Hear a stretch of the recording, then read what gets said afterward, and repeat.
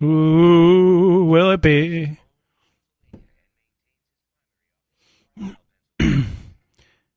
Well, I think I'm back. Yeah, I'm back. It just truncated on us. Well, we don't know what's going on over there. It's still a lightning strike. That's what they say.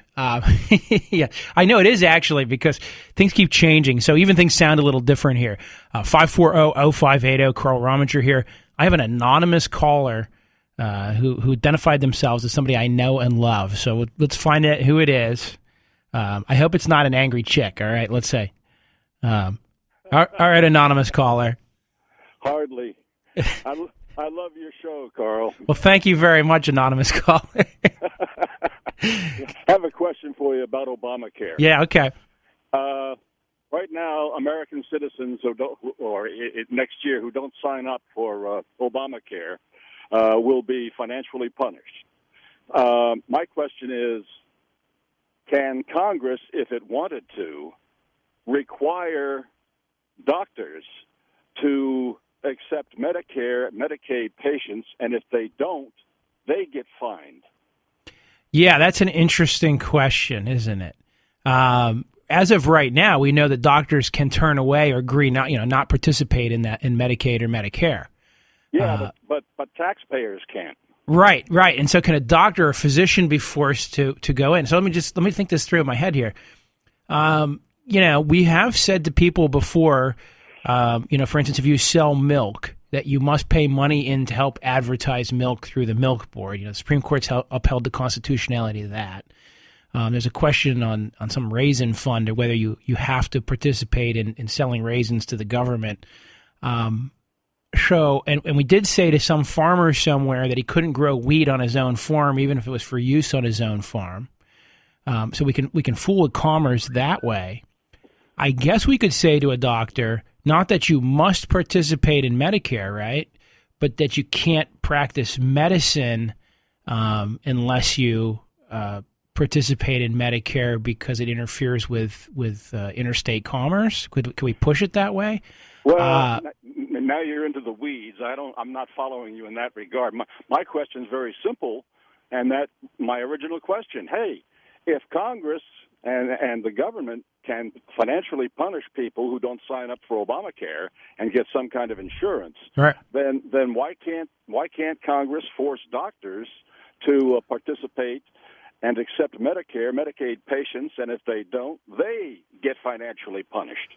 Yeah, and could they do that if they wanted to, do you think? Theoretically, yes, for the same reasons that they were able to force a consumer onto it. And that's what I'm kind of thinking out loud about, because we've gotten historically with the U.S. Supreme Court these cases where we've interfered with people's businesses. And to the extent that the interference is allowed, it sometimes is and sometimes isn't, but they're hotly contested cases. Well, if Congress can personally interfere with taxpayers' decisions on health care, right, they ought to be able to do the same damn thing with doctors. And the problem is doctors would then retire, which then presents another problem. Taxpayers can't retire and avoid Obamacare, but doctors can. You can only die. That's the best way to avoid Obamacare. Well, that's not fair. That's not right. It's a double standard. And I don't disagree with you, and it's interesting because we are seeing a lot of physicians who don't want to participate or are no longer going to. Didn't Walgreens say they weren't going to take any more Medicare people at one point? Yeah, a bunch of doctors are retiring, the whole 9 yards. Yeah, and the other thing is we're getting the rise of what I call the physician's assistant and the nurse practitioner. A lot of states are considering now allowing them to prescribe medicine, and part of the reason is going to be because of the crunch or lack of physicians. Now, I know some physicians' assistants. In fact, I represent a couple of them, and they're great ladies.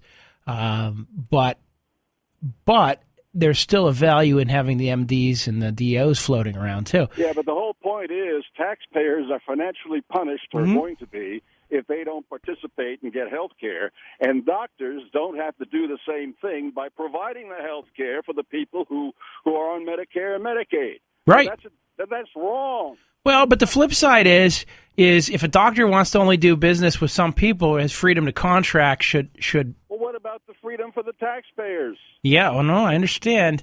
So it's a double standard. It's a double standard because in one case we're saying, okay, you can do in your profession what you want to do in your profession, right? On the other hand, but taxpayers can't make a decision for themselves about their own health care without getting punished. correct. Yeah, well, that's wrong. That was my whole point. I agree. It's interesting, and I want to see how this all sorts out. And I'm going to tell you, Anonymous, I'll bet there's about 13,000 people who recognize your voice, if I had to guess. Give me a physical break, Obama. All right. Thanks for the thoughts. All right, buddy. And thanks for listening. All right, Carl. All right. Bye. Yeah, that was Anonymous. But I didn't know who that was. Till he said, give me a physical break. Then I figured it out. If you would have said, bite me, would that have made a difference? Right. Chris, you're on WHP 580 with Carl Rominger. Hey, Chris. Hello. Hey. Hey, I have a question about trespass. I live in a development, and we have about 30 acres on the edge of the development that the developer never finished. Been doing some archery hunting there with a couple friends for about the past 3 years, and the guy adjacent to it apparently thinks he owns all the deer. He used to leave notes on our trucks. He'd never sign them.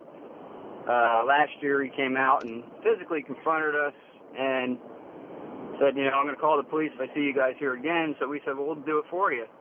He took off. The officer came up. He said, you guys aren't doing anything wrong. You're well within the legal limits. Land's not posted. The same guy this year files a complaint with the police saying we're hunting on his property, this, that, and the other thing, which we weren't. The long story short, the officer showed up Tuesday night, wrote down my plate number, and called me. Came over to visit and explained that the guy had complained that we were hunting on his property. I said, we're not. I said, we're hunting on, the property that's part of the development. Mm-hmm. And he said, well, according to that guy, you need to get permission because it's private property. And I'm like, okay, well, how can he file a complaint against me for hunting on somebody else's land who's not complaining? And the officer said, well, basically, you need to get some kind of written authorization, and this all goes away. And my confusion is the officer last year had no problem with it. And, again, it's owned by a developer that's been in and out of bankruptcy, so trying to get a hold of somebody is all but impossible. And I guess my confusion is people walk their dogs up there, ride their bikes through there, all kinds of stuff. And it's only because this guy's complaining that I'm getting a visit from the township police. Well, I don't think they can prove trespass because they can't prove that you didn't have permission to be there, right? No, but what he's saying is I need to get written permission. Yeah, no, I understand, but I'm trying to explain something to you, okay? Listen to me. Okay. All right? The police can tell you to blow your nose. I don't care what they tell you, all right? What I'm trying to tell you is what is the police officer's remedy? It's to charge you with a crime, right? Right. What's his crime going to be? Trespass. How's he going to prove that you don't have authorization to be there? Who's he going to call as a witness? A good point. I didn't think of that. Right. So, the answer is you shouldn't even answer any of his questions or tell him, because now he's going to come into court and say, well, the defendant told me that he really doesn't have any permission to be there because he doesn't really know who to get hold of. Right? Okay. You should have looked him in the eye and said, you know what? Come out and charge me and we'll go to court and we'll get it solved in court. But anyhow, long story short is, at this point, I think he still have a hard time convicting you because he can't convict you with just your own statements, okay? Under the corpus delicti rule. Good luck getting a district judge to follow that, but maybe not. And I wasn't trying to be difficult with the officer, but I'm like, I know it's not my property, but all kinds of people use this property, and, Right. What he wants, the reason he wants something in writing is he doesn't want to have to talk to this guy anymore. That's what it's all about. It's called the police officer wants to be done talking to your pesky neighbor. All right, so technically, if I go back there, what's the worst that happens? They can cite you for misdemeanor trespass would be the worst, but that's defiant trespass, so I think the best he can get is summary trespass at this point, and then he'll have a very difficult time proving it in court, particularly if I'm standing there. Fair enough. All right, boss, go kill a deer. Thank you. 540-0580. When we get back, I think it was Clyde who wanted to know about the speed limit signs. I have his answer when we come back.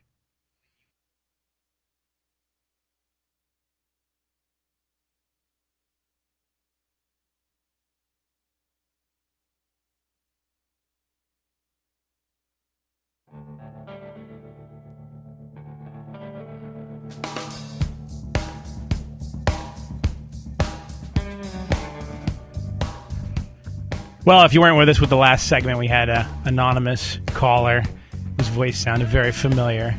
He wanted a physical break, so I'll let you do the math. Cowboy hat? Maybe. I don't know. All right, so Clyde, you had a question. I know you're probably hopefully still listening. PA Code 67, Section 212.108, speed limit signs.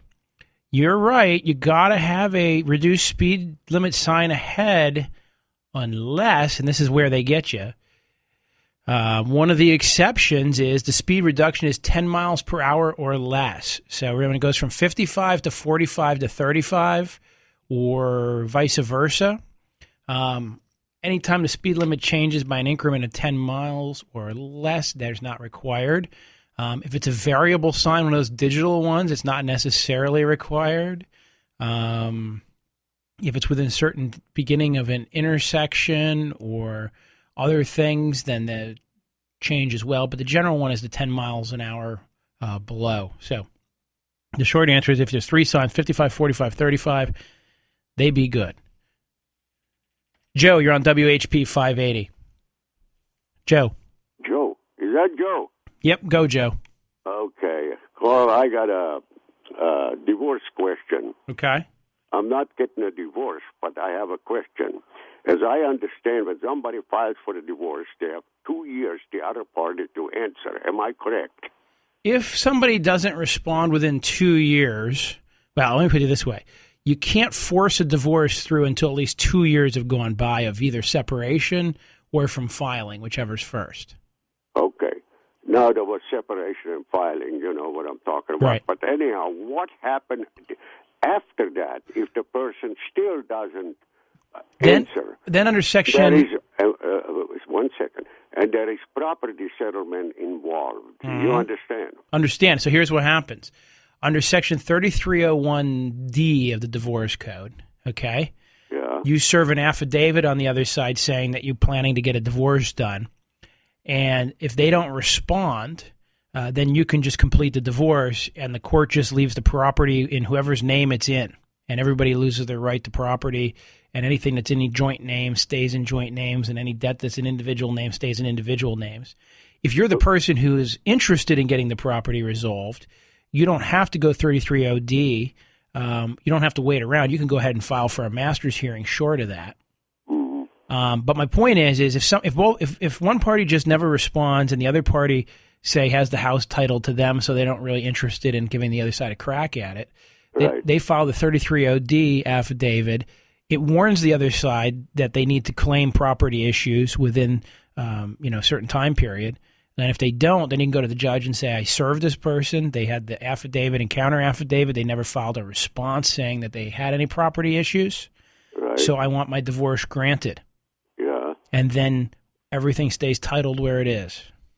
Well, then the person who filed the divorce, he doesn't get nothing off the property, or what? If you don't make a claim for it, it's whatever. However, so just to give you an example.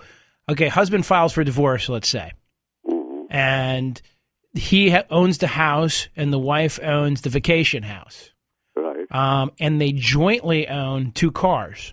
2 years go by. Husband files the affidavit. She doesn't file the counter affidavit. Sufficient time goes by. You go to the judge and say, Judge, I did everything right, and she never responded. The judge says, divorced. She keeps the vacation house. You keep the house, and now you guys own cars together, just like any other unmarried group of people in the world. Okay. But then would the court decide whether the property would have to be sold? No. The court has nothing to do with the property because the plaintiff gave up their right to sort that out when they asked for a divorce. They did not give up the right to sell the property. The defendant just... Well, when the defendant doesn't answer, the plaintiffs can still go to court and fight over the property and force the defendant to respond to a fight over the property. So that's what I'm saying is if you just conclude the divorce, then you've given up your right and they've given up their right. What you should do if the property's still at issue and they've never responded is just file with a master to go ahead and have a property hearing to sort out the property. You do that after 2 years from the time you filed the divorce, right? Yeah, but you don't even have to wait 2 years to start that process. Oh, okay. I am an indirect client of yours, okay? I don't know whether you understand that. Do you? I think I follow. Okay. one short thing, they talked about as far as Medicare and stuff like this goes, the Obamacare. Yes. I lived in other countries, okay, so they all had health insurance, so. And I remember one time in Germany, that was many years ago, what happened is that the doctors who wanted to be private, they could not accept the national health care patients. Do you understand what I'm saying? Right. They had to only practice, but most doctors, they do accept it. And I don't know how those probably 30-some countries survive with a national health insurance, and we have a crazy notion that our world is going to come to an end if we have a health insurance. Right. I don't understand it. It just got me totally baffled, Well, it's, how would I say it? I think that part of the issues here in America are the perception of freedom versus the rest of the world. We have this notion in our head that, we're somehow more free. Without health insurance, you ain't got nothing, okay? Right. No, I agree. So here's my other favorite thing is all the people that call in that are opposed to Obamacare, yeah, we're all planning to sign up for Medicare at some point. Yeah. They will. Yeah, they don't turn that down. No. In other words, the reality is and just in case you don't think we're socialists, just go try to sell milk for less than the minimum price and see what happens to you. Yeah.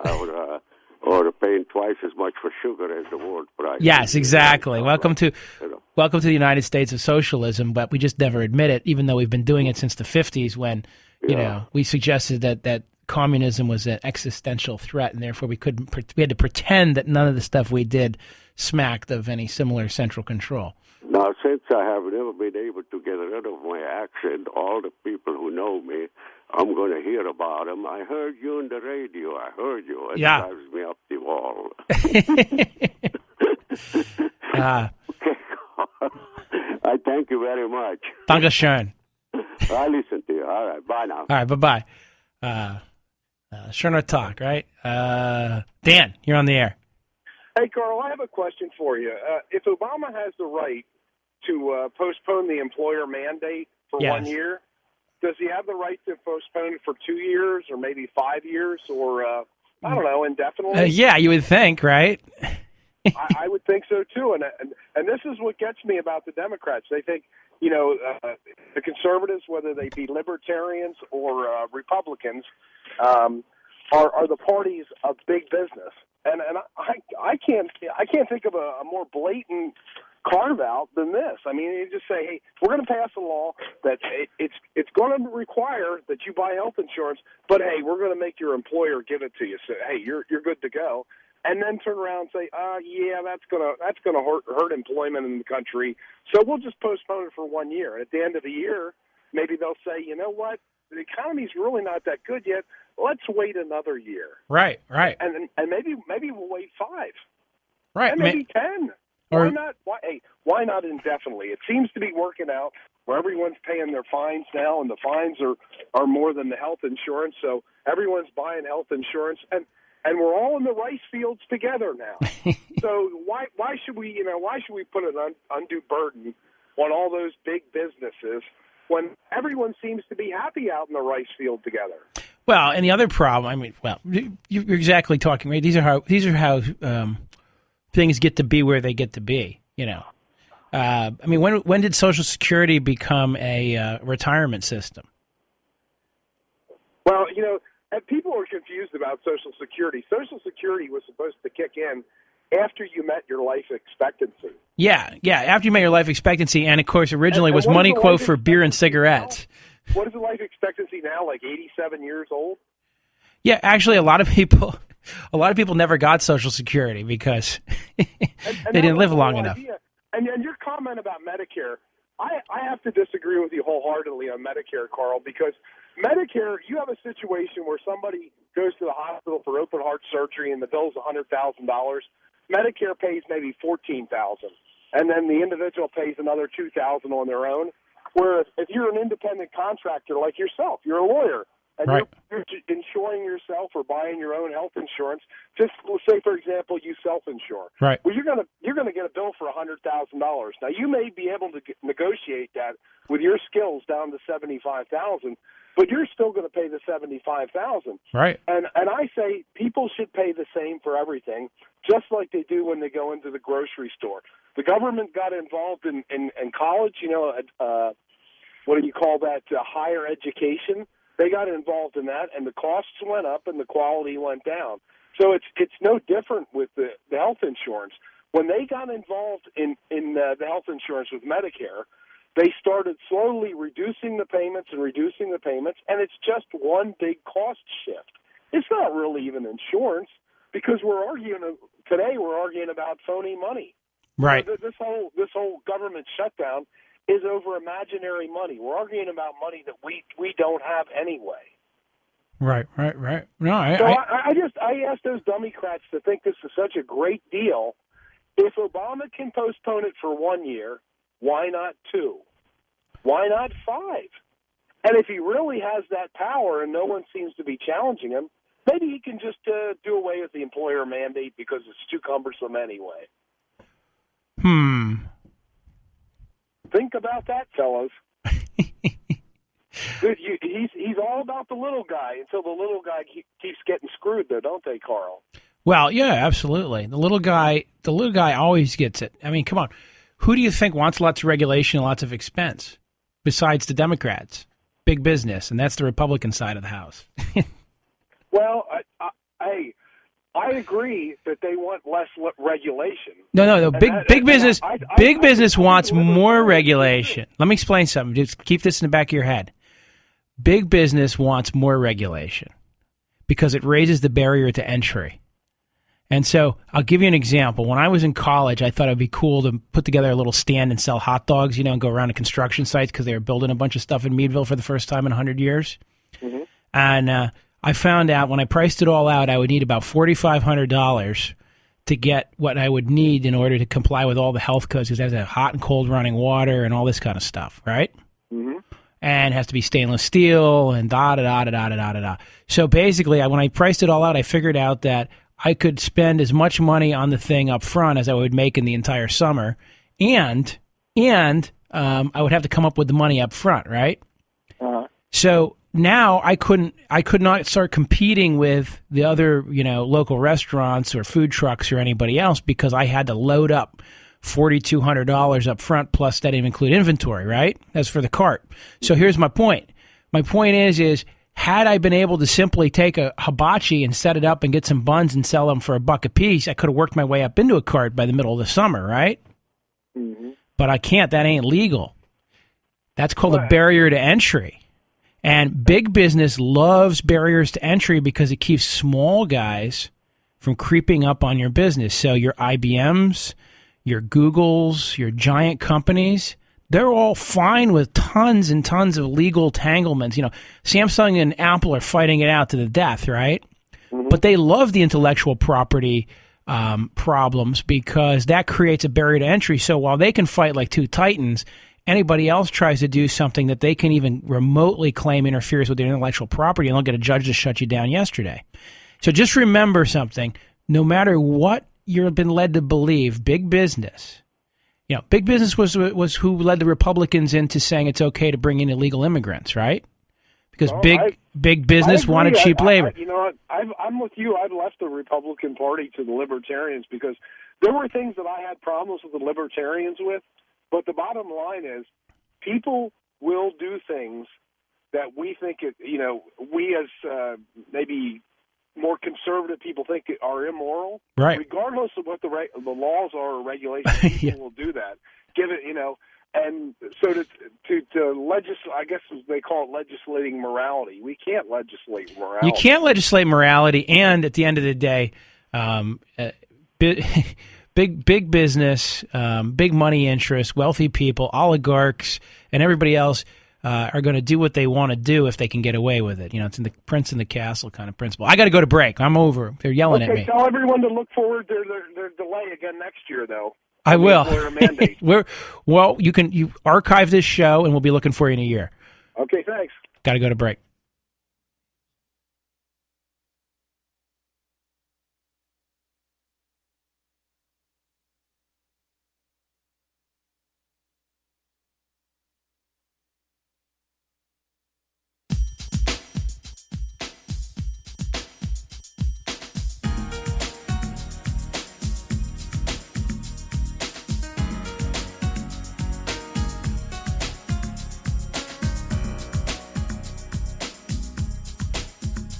Okay, I got a Facebook question here. Without getting a survey done, is an old barbed wired fence in a fence row that is presumed to be the property line acceptable assumed property line border? The answer is maybe. We have the doctrine of consentable boundaries in Pennsylvania. So if somebody puts up a fence and it stays there for 21 years, or a tree line or some other boundary between two properties, that can become the consentable boundary. So I think that's a answer. Long and short of it is, it's still probably safest to get a survey or approach the neighboring property owner who you want to use that boundary with and get an agreement saying that, yes, you guys both recognize the fence as a boundary, as a historical boundary, and that you intend to be bound by it. I don't know. So, but yeah, could you rely on it? This is how all my cases start. Well, there's old pins are out there, so I just put my new fence up against it, and now this other guy's suing me because he says, and so there's a lot of sticky wicket little land use issues that crop up. So my answer that I'm going to type to you is probably, but be careful. All right, there it is. So remember, if you're on my Facebook page, if you friend me there, or like the Carl Rominger Show or Rominger Law Office page, any of those, you can post your questions, and we do answer them if we can. And, of course, we sometimes invite you to give us more information in private, depending. So don't forget to go there. And go to RomingerLaw.com if you want to learn a little bit more about the firm. But if you can hear this signal, we can probably service your legal needs. And if we don't, as you know, we know all the lawyers that do. Larry, you're on the WHP. What's going on? You had mentioned going on the Obama site to try and kind of nose around, see what it was all about. And right. You said that you had to enter in personal information, and you didn't want to. Right. I heard somebody make a comment on a talk show that once you register on Obamacare, you can't get your name removed from it. And so I don't know if you go through a partial connection with the site, whether your name is on their site logs now, and you won't be able to get your name off either. Yeah, I don't know. But I do know this. I know that the NSA probably already scooped up everything I did this week on the Internet anyhow and is archiving it in their great database and their privacy-breaching ways, and that the IRS is going to be forcing me into Obamacare and beating me up, and the president will be behind all of it. Well, I am troubled with the fact that Obama is willing to postpone parts of Obamacare for a year, and that nobody else can mess with it or have that kind of election. Right. Well, and it listen, when they passed it, they exempted a bunch of big businesses, right? Yeah. So some of them don't even need this delay because that was part of getting them on board. The Walmarts and McDonald's of the world, I think, were already exempt as written.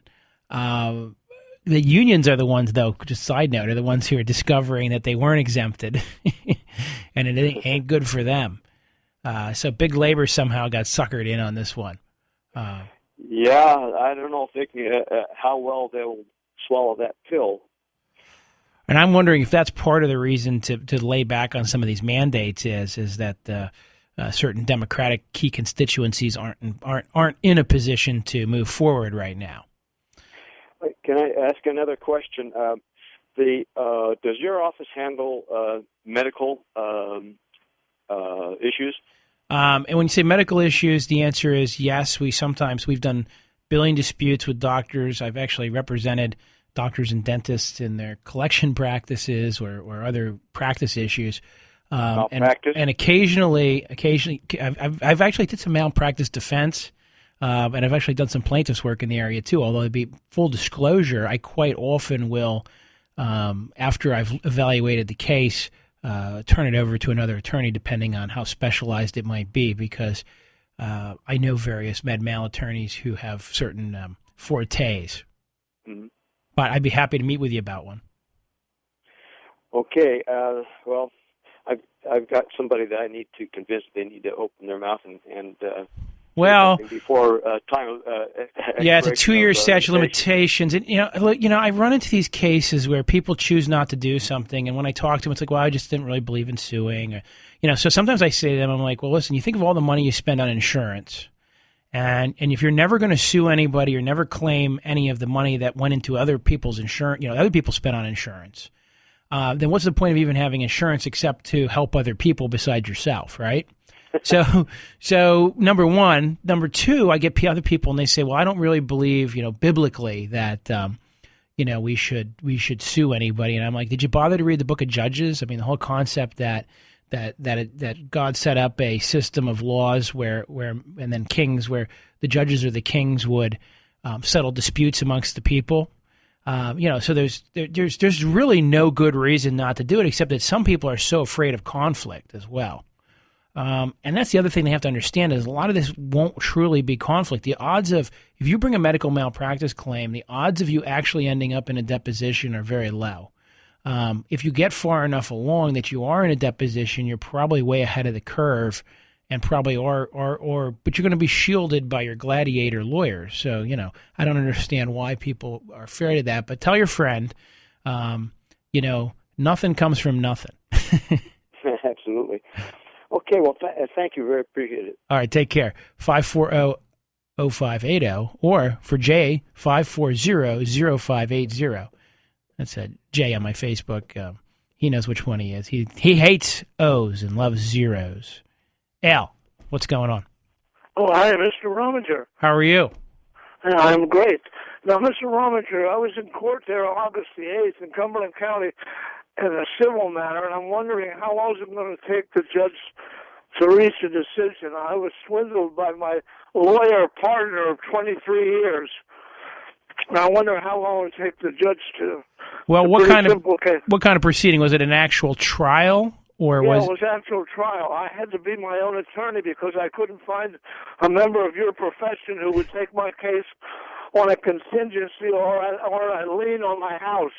Gotcha. Well, the short answer is... So I was there with my son, and he helped me get through the whole thing. Well, I'm almost 80 years old. And the judge has, depending on how the proceeding went, I guess theoretically an unlimited amount of time to issue a final judgment. But generally, I think you'd see one in 10 to 30 days, okay? Uh-huh. All right, good luck with that. 540-0580.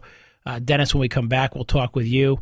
And, of course, we'll be here 540-0580 for about another 15 minutes answering your legal questions. I do want to remind you, if you need to litigate in a estate or business, I recommend you call RJ Gold Auctions. You can buy outright or sell your items at auction. RJ Gold can be reached at 645-0061.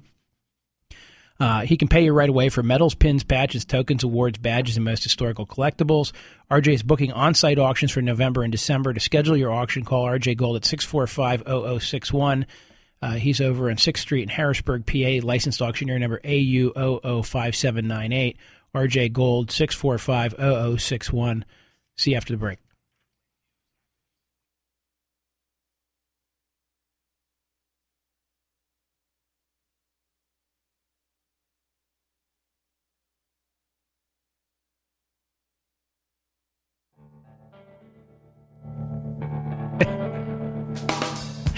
I just posted a good picture to Facebook.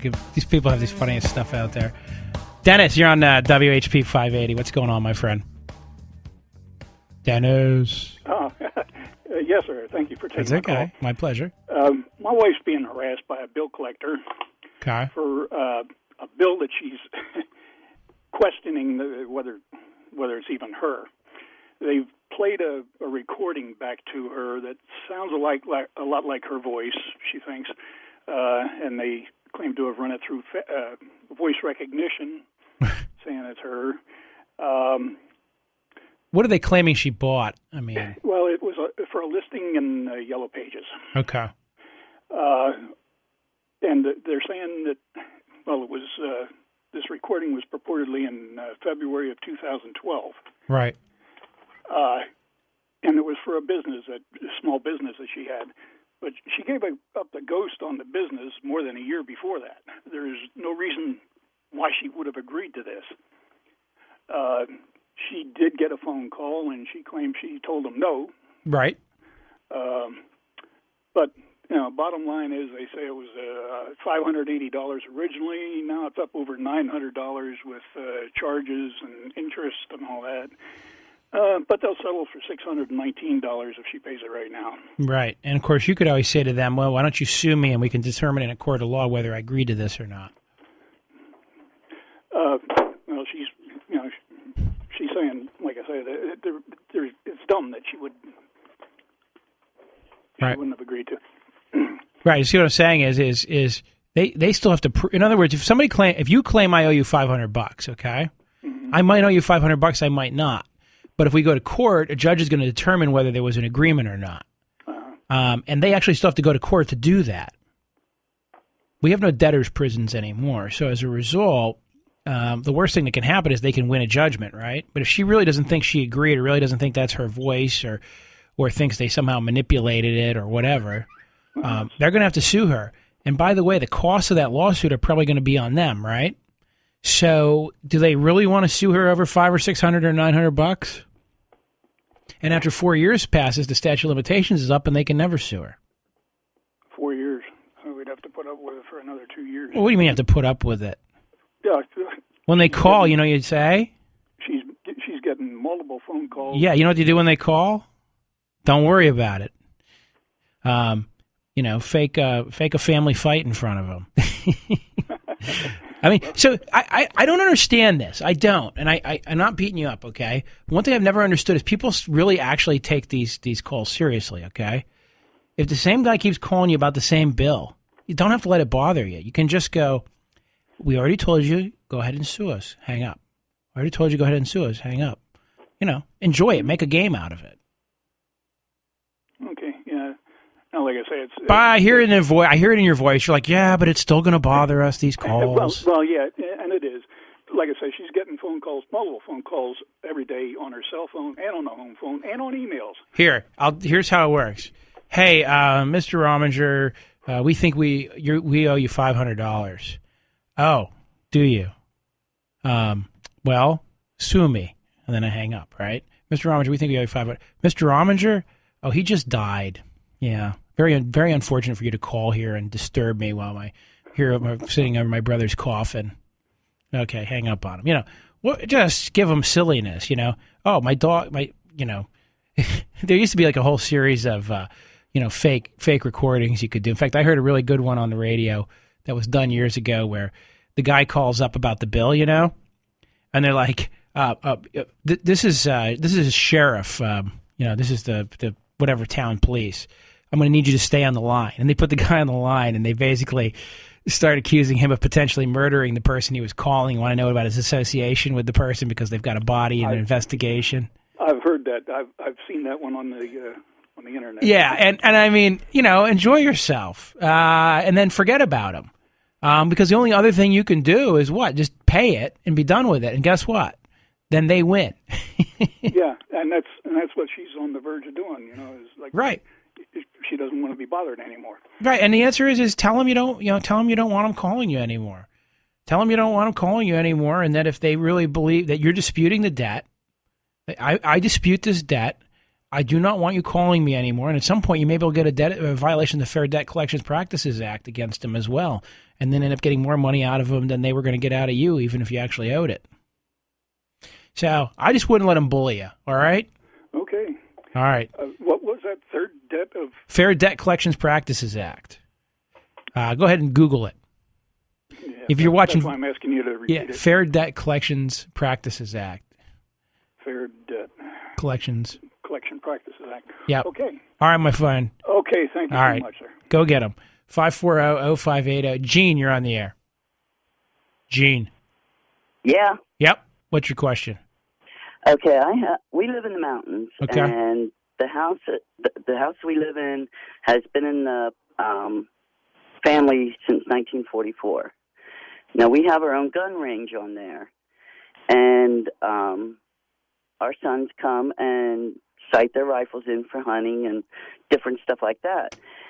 And we have neighbors telling us that we're not allowed to do this, and it's like it's been there the guy's own nephew is the one that put the shooting range in for us. Right. And, they're telling us that they're going to call the cops on us and everything else, and we're shooting every weekend, every day. My husband only has off every other weekend, and we only shoot once a month, if that. Well, there's no ordinances in the area where you are against shooting. No. So it's not like a borough ordinance. You're shooting at a target, right? Right. You're not hunting, so you're not under the game laws, really. Right. I don't think they can stop you except maybe with a nuisance suit, and I don't think that's going to win either. So my gist of it is I doubt that there's really anything they can do to you. That's what I thought. I mean, my husband's getting kind of freaked out about it, and I said, hey, it's our property. We can do what we want. Tell you what, Gene, why don't we go ahead? We got a pile of listeners on here that own guns.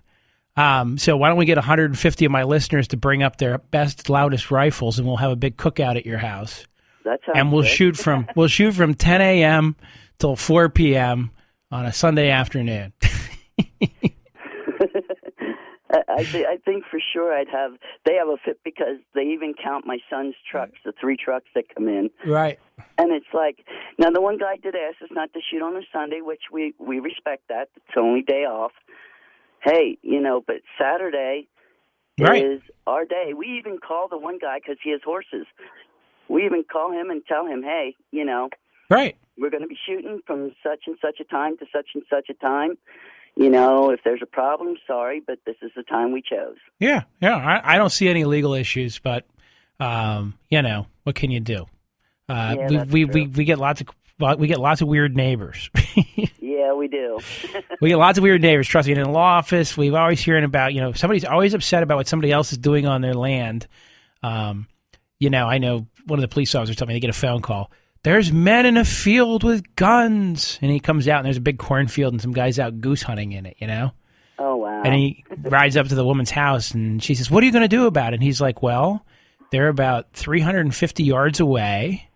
They're out in the middle of the field, pointed in the right direction, and they're shooting geese. It's called hunting. Yep. She's like, what do you mean? They can do that? Well, of course they can do that.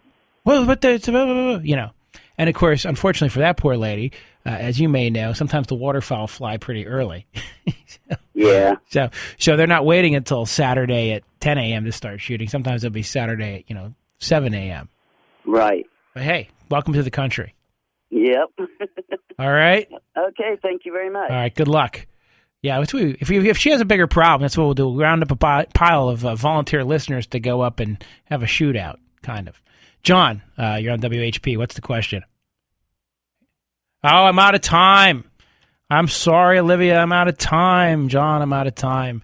I'll be back next week, of course. In the meantime, go to Rominger, ROMINGER, law.com. The office number, in case you need it, 717-241-6070. Again, 717-241-6070. By the way, I'm putting together a cookbook, or my mother's putting together a cookbook, I should say, of all her good recipes, and she's going to make it available on Amazon.com, so we're working on that and should have it shortly. See you next week. God bless. Take care.